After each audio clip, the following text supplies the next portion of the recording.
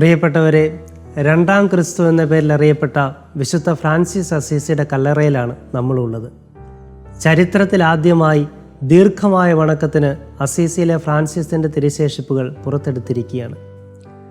Francis അസീസിയുടെ മരണത്തിൻ്റെ 800-ാം വാർഷികത്തോടനുബന്ധിച്ച് ലയോ 14 പാപ്പ ഫ്രാൻസിസ്കൻ ജൂബിലി വർഷമായി ഈ കൊല്ലം പ്രഖ്യാപിച്ചിരിക്കുന്നതിനാൽ ആയിരക്കണക്കിന് ആളുകളാണ് അസീസിയിലേക്ക് എത്തുന്നത്.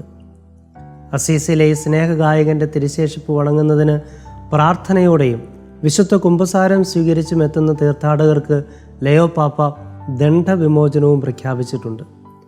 ഈ വർഷം മാർച്ച് 22 വരെയാണ് ഓൺലൈനിൽ ബുക്ക് ചെയ്ത് ഇവിടെ വരുന്ന പൊതുജനങ്ങൾക്ക് ഈ അവസരമുള്ളത്.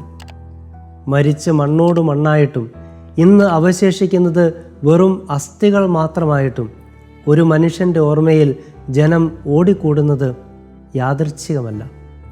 അസീസിയിലെ ഫ്രാൻസിസ് എല്ലാവരെയും സ്നേഹിച്ചിരുന്നു, തന്നെ വെറുക്കുന്നവരെയും അകറ്റി നിർത്തുന്നവരെയും പോലും. അതുകൊണ്ടാവണം അദ്ദേഹത്തെക്കുറിച്ചുള്ള ഈ കഥ വിവിധ പുസ്തകങ്ങളിൽ പല രീതികളിൽ നമുക്ക് വായിക്കാനാവുന്നത്. ഒരിക്കൽ ഫ്രാൻസിസും ശിഷ്യനും കൂടി സുവിശേഷ പ്രസംഗ പര്യടനം നടത്തുകയായിരുന്നു. വയലിൽ പണിയെടുത്തുകൊണ്ടിരുന്ന ഒരു കർഷകൻ കയറി വന്നിട്ട് ഇരുവരെയും സഹായിക്കുന്ന പോലെ പറഞ്ഞുവത്രേ, നാവുകൊണ്ട് പ്രസംഗിക്കുന്ന നിങ്ങൾ കൈകൾ കൊണ്ടുകൂടി സുവിശേഷം പ്രസംഗിക്കാൻ ശ്രദ്ധിക്കണം. ഇത് കേട്ട ശിഷ്യന് അപമാനം താങ്ങാനായില്ല. പക്ഷേ ഫ്രാൻസിസ് അസീസി പറഞ്ഞുവത്രേ, എൻ്റെ ദൈവം വയലിൽ നിന്നും കയറി വന്ന് എന്നെ ശകാരിച്ചിട്ട് വയലിലേക്ക് തന്നെ മടങ്ങി.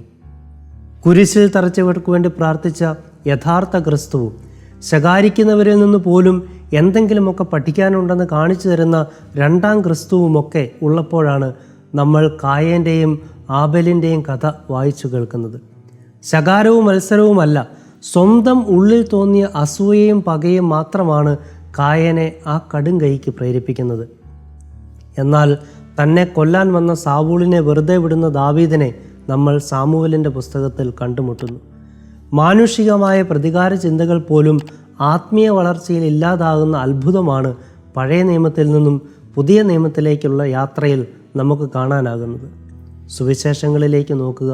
സ്വാഭാവിക പ്രതികാര ചിന്തകൾക്കപ്പുറം മറ്റൊരാളെ ഇല്ലാതാക്കി സ്വന്തം തെറ്റുകൾ മറച്ചു പിടിക്കാൻ ശ്രമിക്കുന്ന ഒരുപറ്റം മനുഷ്യരെ വ്യഭിചാരത്തിൽ പിടിക്കപ്പെട്ട ആ സ്ത്രീക്ക് ചുറ്റും നമുക്ക് കാണാം.